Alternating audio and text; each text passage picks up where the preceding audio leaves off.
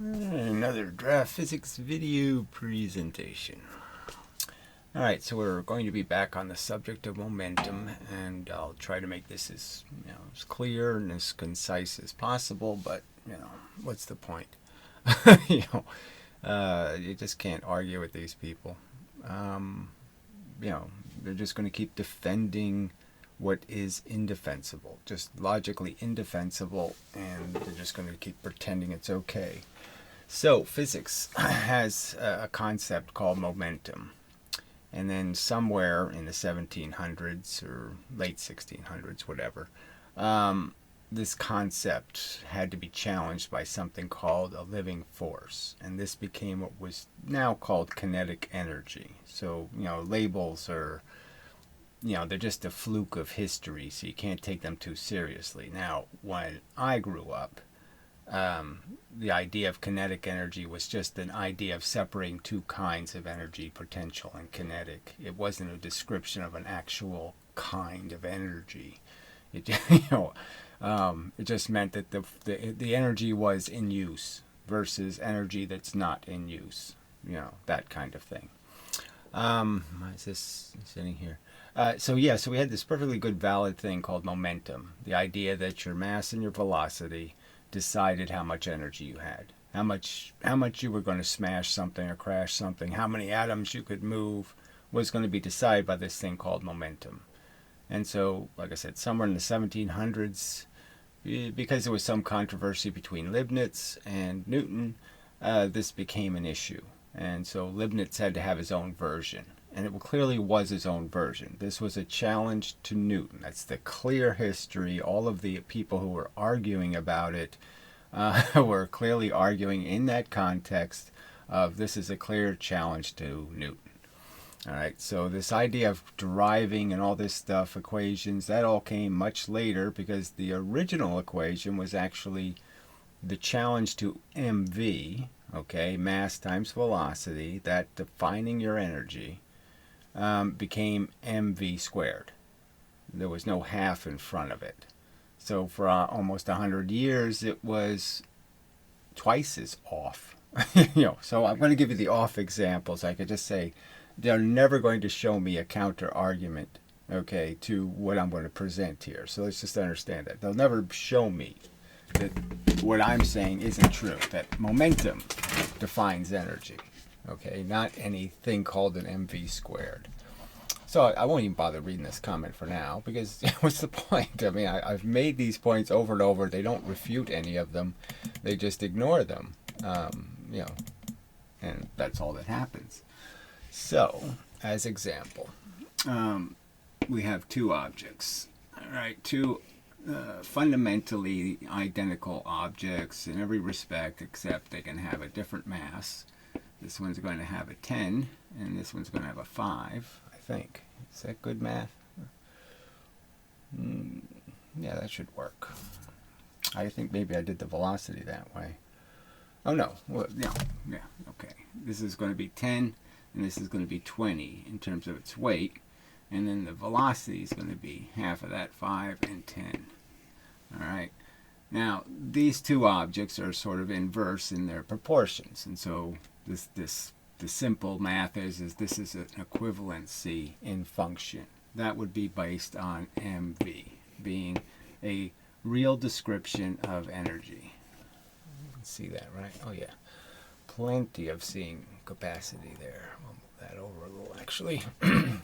All right, now my contention is no matter how I bang these things into an energy detector, that is, if I bang them into a spring, or I bang them into magnets, or I bang them into something to see what kind of force they can apply to something. So I try to measure how much heat or how much energy, total energy, they can create.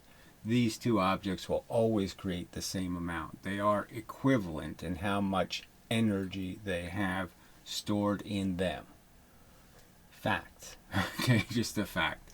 Their math, okay, the new equation. So let's understand, first the equation got converted into just mv squared. Now you can see that would make a real mess here, right? I mean, 10 squared versus 5 squared is going to make a real mess of the equation.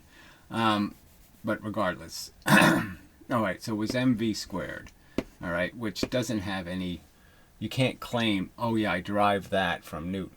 You wouldn't derive that from Newton. There's no way to derive that from Newton. This is Newton. Okay, this doesn't mean anything. This is momentum where you square the velocity. What sense does it make? Why would velocity be more important than the mass? It's basically saying the velocity is substantially more important than mass. Squared kind of important, and mass is insignificant. So I can shave off your mass, and I can give you more actual energy just by shaving mass off, because mass doesn't mean anything, velocity means everything. All right, so anyway, they changed it eventually. A couple of just kind of obscure mathematicians decided to put a half in front of it, because I guess they decided this was a little too irrational. Now, even with the half in front of it, okay, their theory says this has 500 joules of power, okay, and this only has 250 joules of power. So that's what their reality says. Their kinetic formula, all right, that was originally called living force. Okay, let's understand. It was actually called a little fairy word. It's not science. It's only based on one experiment, where they, when you can, this is just a part of the trick of acceleration is that, to get the velocity to be twice as much, so to twice your velocity when you're dropping something, you have to lift it 4 times as high.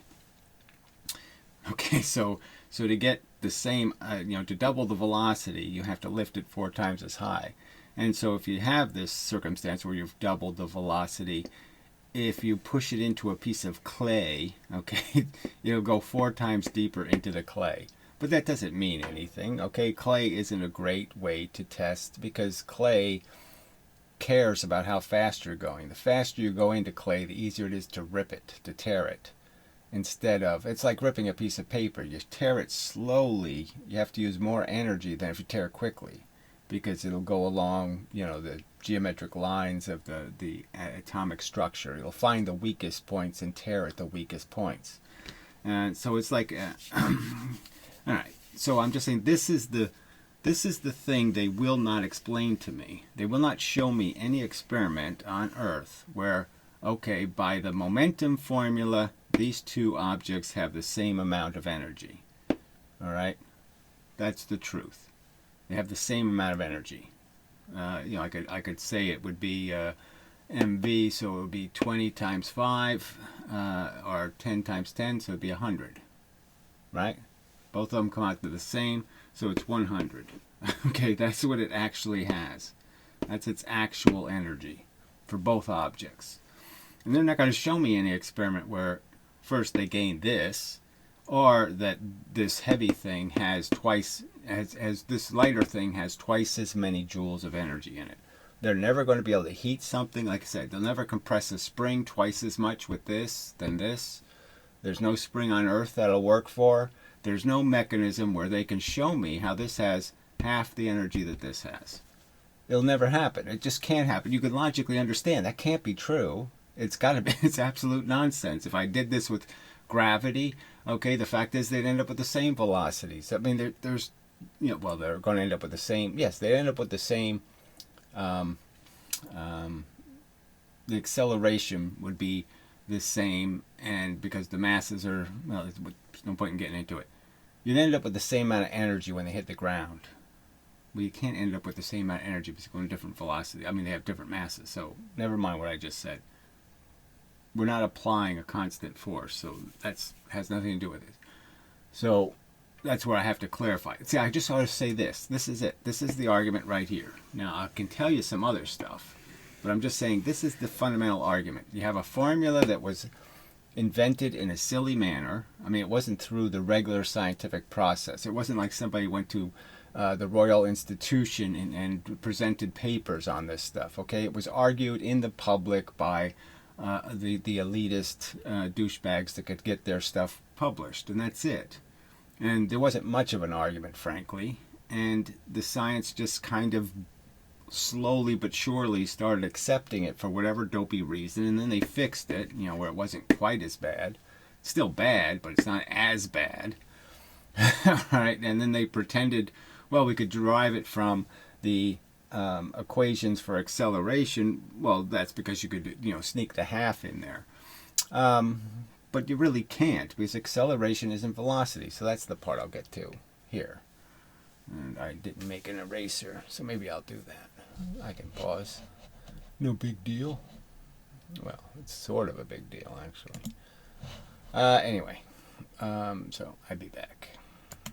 Alright, I should be back. Anyway, yeah, I didn't erase it yet, but I just want to reiterate the point.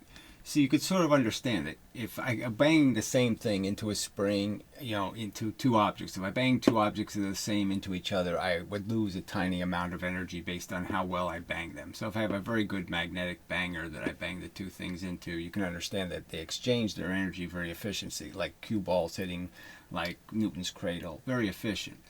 So very little losses, and in fact, I could move another 20 pound object 5 miles an hour by banging this one into it, and this one would stop and the other one would have the full amount.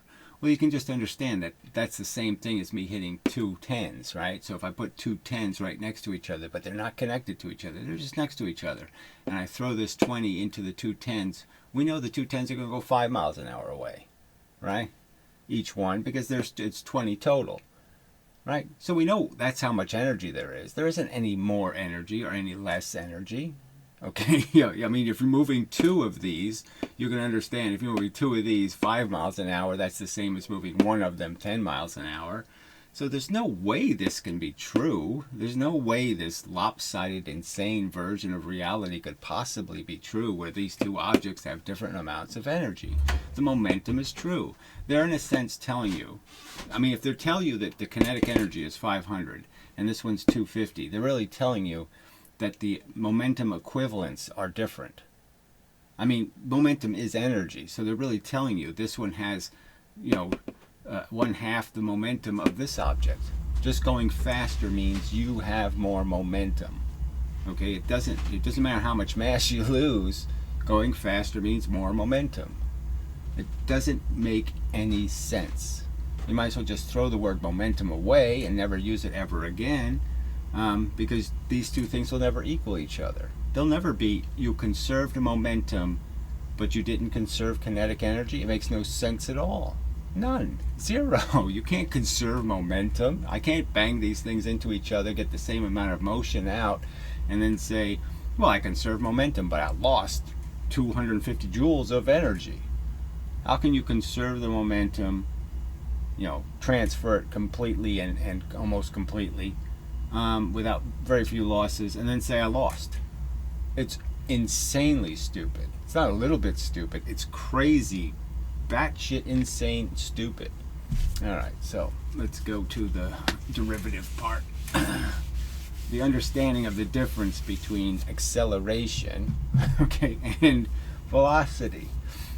As I pointed out in the comments, velocity is a quantity. It's something has velocity. If I move something and it's now moving at a velocity, it has it. It contains it. Okay? It's momentum. Okay, so you just take its mass and its velocity, and you have a certain number of little bits inside of it, a certain amount of electrons and protons. That defines its mass. The number of electrons and protons moving defines the momentum. And that's all there really is. That's all something can have, is bits moving. More bits, more energy. More movement, more energy. There's nothing else to have. Okay, it's except the velocity. So velocity is something, a quantity.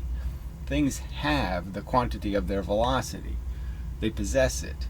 Acceleration, is completely different, because acceleration has to do with how you understand how you are moved by forces. And as I've pointed out, they haven't even figured out the part that, gravity is completely imperceptible. You cannot perceive gravity. Gravity can move you at 1,000 miles an hour, or 1 mile an hour, or 5 million miles an hour, and you wouldn't be able to tell the difference. You wouldn't even be able to tell the difference in terms of the fact that it was accelerating you, because the fact is that gravity moves your entire body evenly. The only time you feel acceleration, okay, is because you're being accelerated unevenly, because your feet, let's say, are on the ground. All right, and now the acceleration, as I've pointed out, has to go through your physical structure, and obviously it's going to go through your bones a lot better, than it's going to go through the goo of your jelly tissues. Your tissues are going to flatten out. They're going to deform. And when they're doing that, they're losing energy. Deformation is a way of losing energy, because you have to separate the atoms and pull them apart from each other. And there's all kinds of forces trying to keep them together. And you're going to deform them. So if you accelerate somebody who's in this shape versus accelerating somebody who I already smashed. So say if I take a human being, I smash him, so he's just a flat layer on my accelerator. This accelerator is going to be a lot more efficient in terms of getting up to speed with less energy. So that's why the acceleration formula has some catches in it, 1/2, blah, blah, blah, blah, blah. Is because acceleration typically, okay, has losses in it. And you just don't get instantaneous speed out of acceleration. Acceleration is saying, look, I'm applying a certain amount of force, all right? And usually the force has to be in there in the equation as a constant. You have to have the constant in there, G being your force, or whether your force is some kind of other mechanism, you have to put the constant in there of how much force it's applying per second.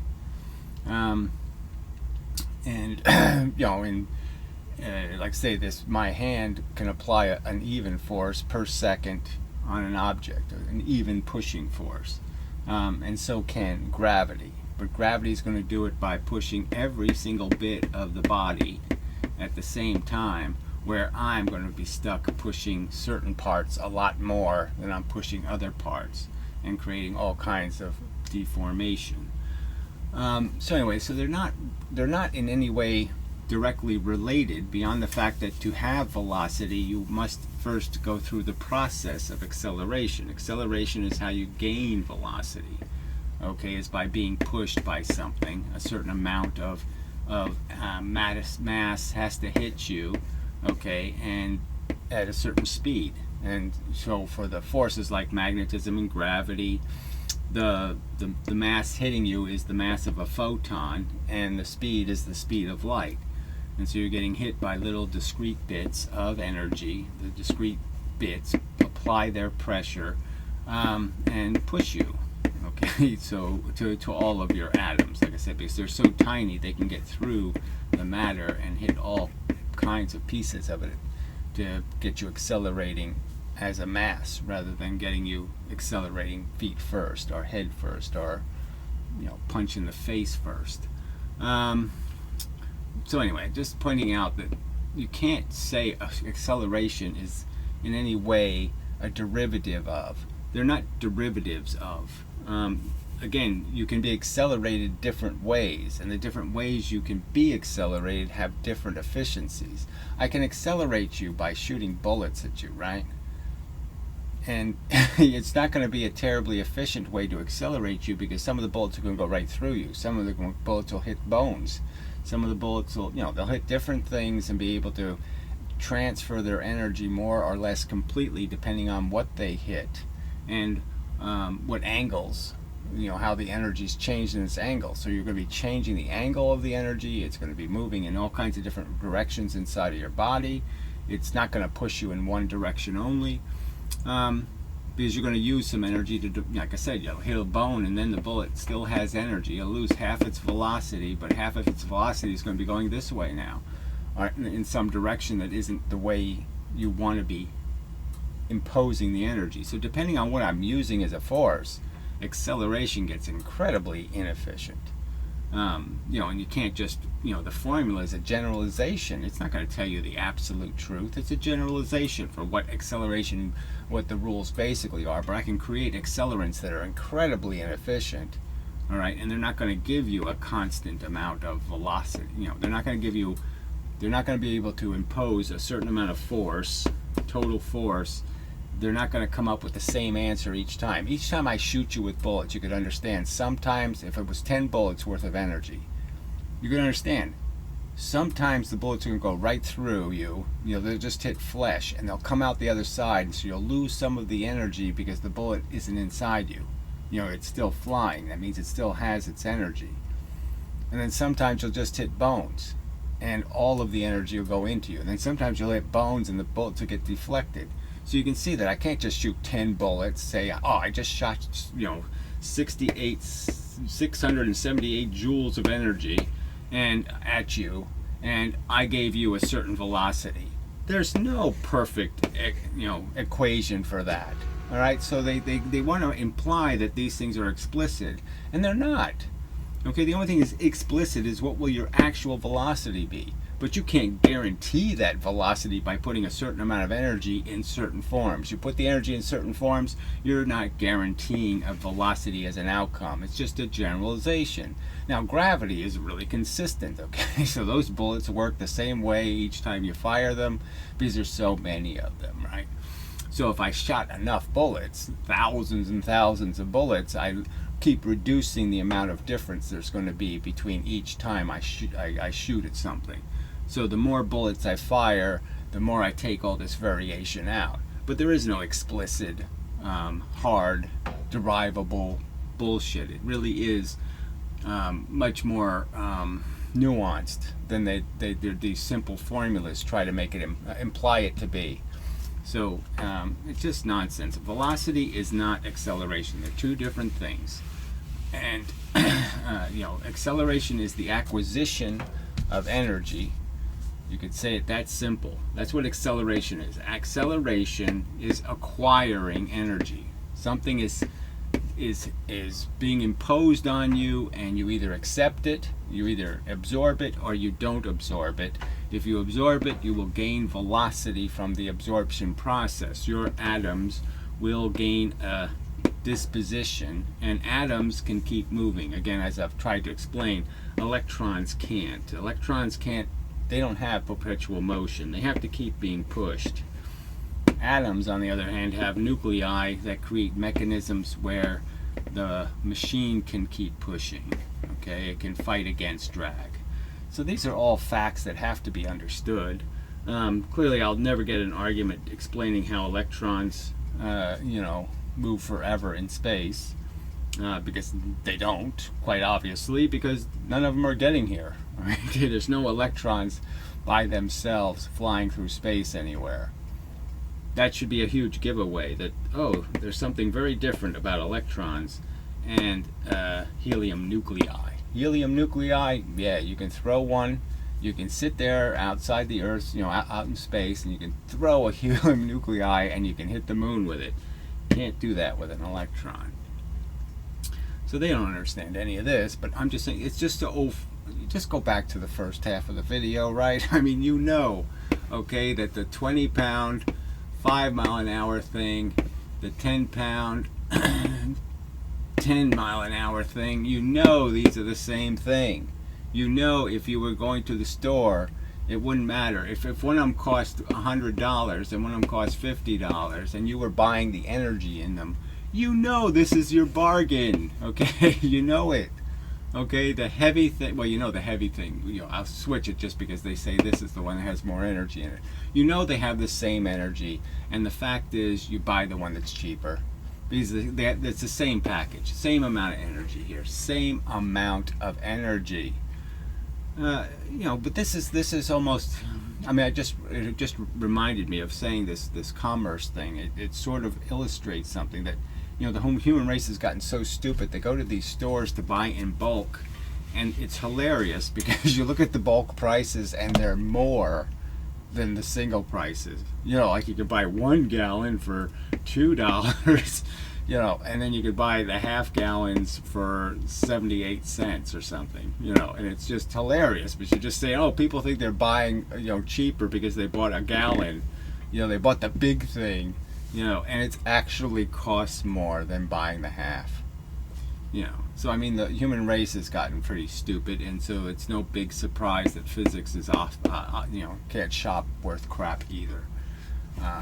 So they're never going to show me the experiment. That's the key. They'll never show any experiment where they collect this extra energy. ever, ever, ever, because it doesn't exist. It's just so idiotic. Again, they're saying momentum isn't a real thing. Momentum is completely fooling you. When you think something has momentum, doesn't mean anything, okay? Because no, there's this special kinetic energy that's really the truth. It's just such crap. All right, so we'll read his last comment. So I pointed out the crappy history. He ignored that. Keeps trying to say that this is Newton's equation. It's not Newton's equation. It's just horseshit. It's anti-Newton science. All right, so he says DraftScience. And I will say that, again, acceleration is a derivative of velocity over time. So he links to the useless Wikipedia page. But I will say, you can read this and you can see the obvious, the fact that they don't even understand how gravity works, because they start talking about what you feel. Okay, so when a vehicle starts for the initial frame of reference is a straight line, increased speeds, direction of travel. Let's see. Well, anyway, when again, gravity doesn't work that way. You won't feel gravity accelerating you ever. You can't feel it because it doesn't move any parts of you unevenly. So without the unevenness, the only reason why we feel gravity is because we're really feeling the earth. The earth hits your feet. The earth hits your ass. You're feeling the earth pushing back. You're not feeling gravity pushing you in. Ugh.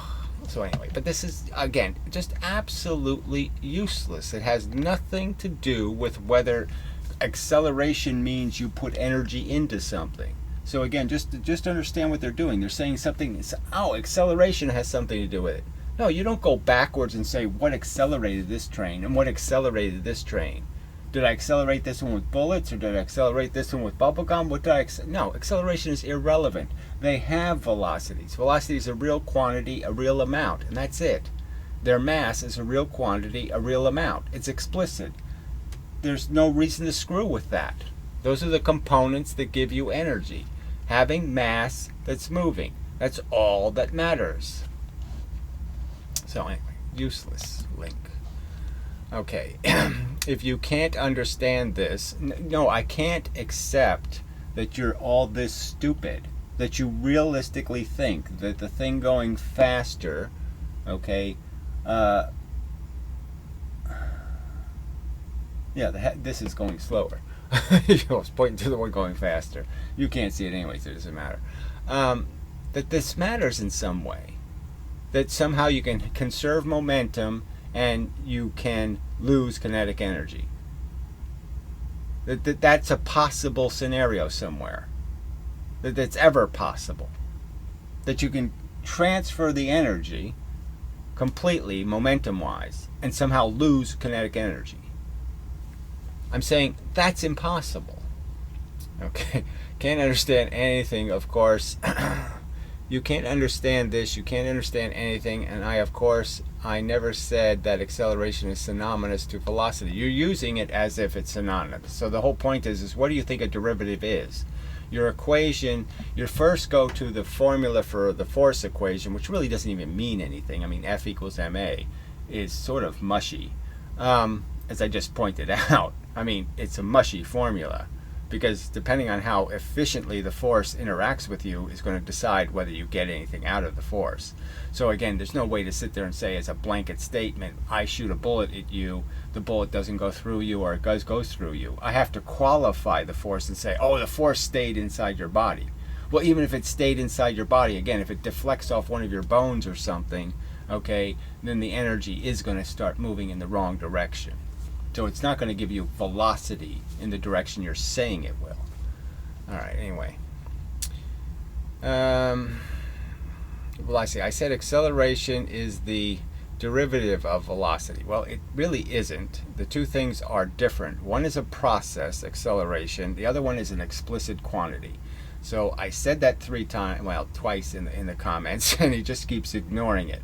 So he doesn't care that one is a process and one of them is a quantity. But you can't understand the difference, stupid. Now, you can't understand the difference between a quantity, okay, and a process. So what I wrote is correct. Also, the formula for kinetic energy is correct here. So this paper was even more off the subject.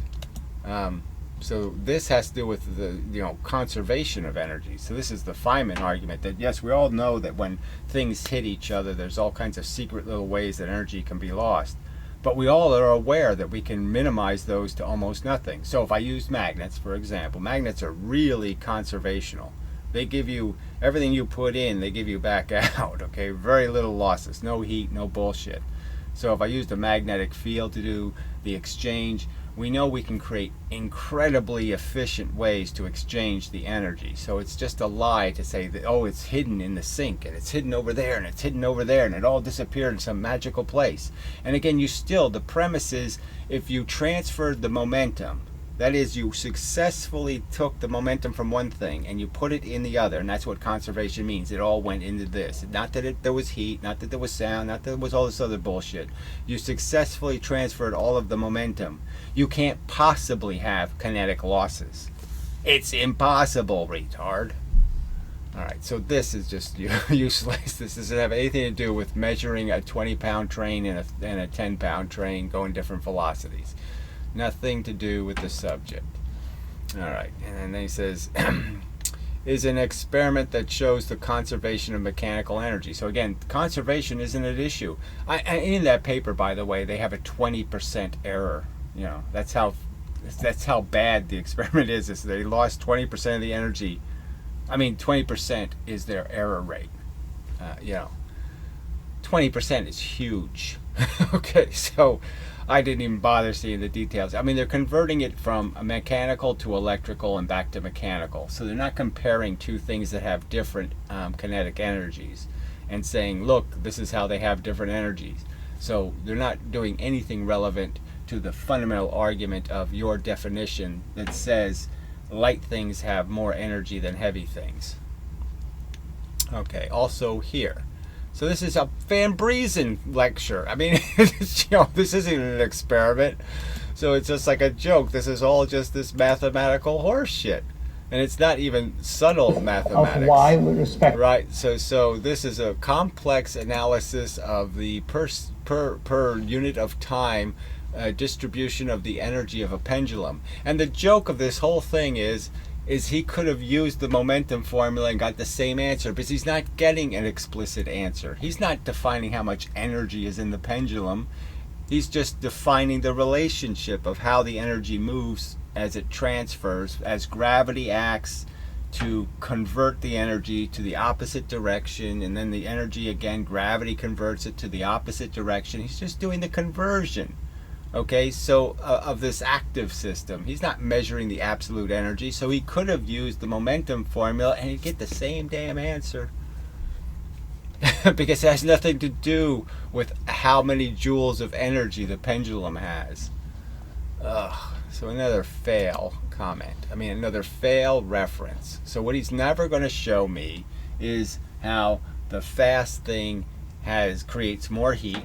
The fast thing creates more destructive power. The fast thing tears more molecular bonds. The fast thing has more joules of energy. Again, we know that yes, a bullet goes through a person's head really fast and it kills a person. It doesn't mean it had a tremendous amount of energy. It just means it distributed the energy in a very small space. And yes, okay, I can do this. I can hit my head pretty hard with my hand. And I might be applying, both hands. There, that was as much as a bullet. Okay, that's a bullet's worth of energy. Now, it didn't hurt me at all because I distributed it over a large area. And that's the only difference. It's just so stupid to have this argument. All right. Is the equation of motion of a pendulum through Lagrangian mechanics that uses only energies, and it's the same equation that we use to get from Newton's second law, and he uses the formula for the kinetic energy and obviously shows that disagrees with Newton. So none of that happened in any of that. Okay, again, it's just showing the pendulum. So it's just showing the conversion from one form into the other form, into the, that's all you're doing. You're just showing why it's oscillating. And so it has nothing to do with this system, because you're just showing it. He could have used a pendulum. He could have used a thing just bouncing between two springs. You give it initial energy, and then it bounces into one spring. So you take the spring constant energy and you push it back the opposite way. Then you do the spring constant energy and you push it back the other way. And that's all that mathematics has to do with. It has nothing to do with how much energy you put into the system and saying whether or not it was living force. It's not a living force demonstration, retard. Kinetic energy. Anyway, obviously it agrees with Newton. And of course you can measure the period of the pendulum and you'll see it agrees with one.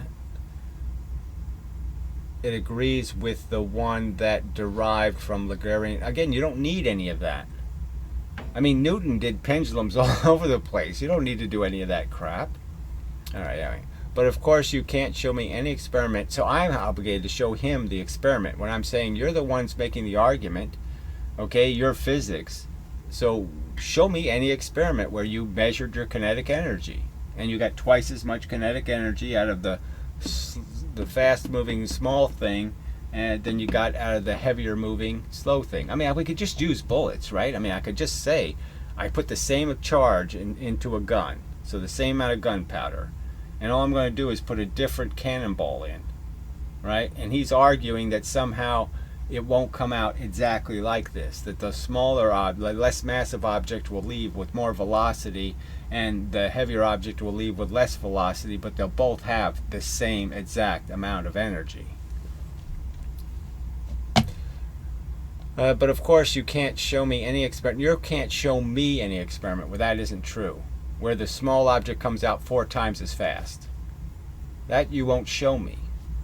Okay, making real measurements that it will agree with what you are saying. So again, me doing these experiments when physics has all the pieces all over the place. So I'm just saying they could do it with a Newton's cradle. They could do it with anything. So just prove your point. Prove, you show me the experimental data where they take 2 things that have the same momentum. So this is the simple experiment. Find 2 things that have the same momentum, all right, and then show me how they have an unequal amount of energy. Show me how one produces more joules of energy than the other. Same momentum, okay, but one produces twice as much joules of energy. Show me that happening anywhere in reality. Alright, but of course you can't show the experiment making real measurements. You're the ones that don't have any real measurements. You never really measure the 2-slit experiment. You never redid the Eddington experiment. You never do any of these experiments. You're just doing your jackass, mathematic bullshit that's based on false premises to start with. Again, acceleration is never an absolutely consistent mechanism because it's a process. I don't care if you show me some videos with nobody take any measurements. Yeah, I want the same thing from you. So you're the one that has hundreds of years of physics and millions of scientists. Why can't you produce one piece of evidence? So shouldn't you be able to find one piece of evidence for your theory? Okay, I want real measurements. Yeah, that's what I want too. Do you have any? Yeah, do you have any? Do you have a single example you could show me where, yeah, light things are full of energy and heavy things, no, they lost it all. Yep, it's all gone. Same momentum, but yeah, we lost all the energy. Same momentum, but we lost all the energy. Yeah, too stupid. Okay, of course not. Yes, of course not. You will show me nothing. So if your physics is correct, show me the experiments. I'll say the same to you. If your physics is correct, show me one fucking experiment where you ever collect your extra energy. Same momentum, 2 objects, same exact momentum. 10, okay? It's a fact, okay? Same exact momentum, these 2 objects. Show me any experiment where, okay, we have 2 objects. Momentum says, mass times velocity says they have exactly the same amount of energy. Now you show me they don't. You show me an experiment where you collected the energy and you found that this actually does have 500 joules of energy and this one only has 250. Show me the frickin' experiment. Well, this one's the 250 and this one's the 500. Show me.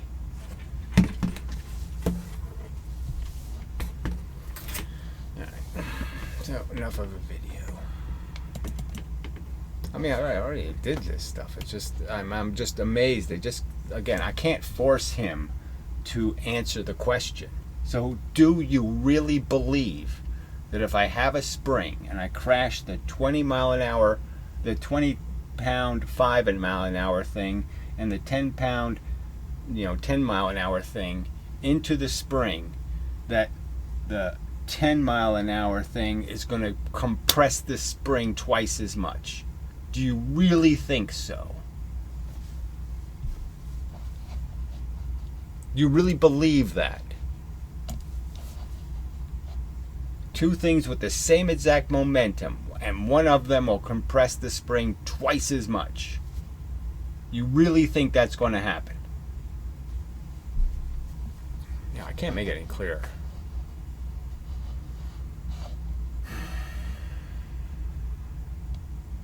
Yeah, I really can't. Look, I pointed out, like I said, the history is right there. It's been illustrated in a couple of dramatic movies. It was in the Einstein Nova movie. People have done this history. The history is pretty ugly. Okay, it's just a fact. I mean, it's girly physics. All right. So anyway. So, till the next time. I mean, hardly anything rigorous, And again, coming from the the Leibniz guy, the guy who stole, real evidence for that fact, Newton's calculus. I mean, there was a real controversy here. And this guy is trying to say this is Newton's equation. This has nothing to do with Newtonian physics. Newton is momentum. Newton understood things as momentum. Every time Newton looked at something, he was seeing mv, and mass velocity. That's all he saw in the universe was mass and velocity. Don't sit there and try to make this argument that Newton saw a square over here and a half over there. That Newton thought mass was half as important as the velocity. And he thought the velocity was squared as in terms of its importance. No fucking way you can defend that crap.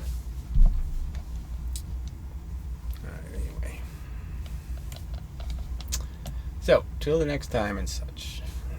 That's all I can do. Like I said, I can't. There's just no point. I can't argue with people who just belligerently wish to stay stupid and ill-informed. I just can't do much for you.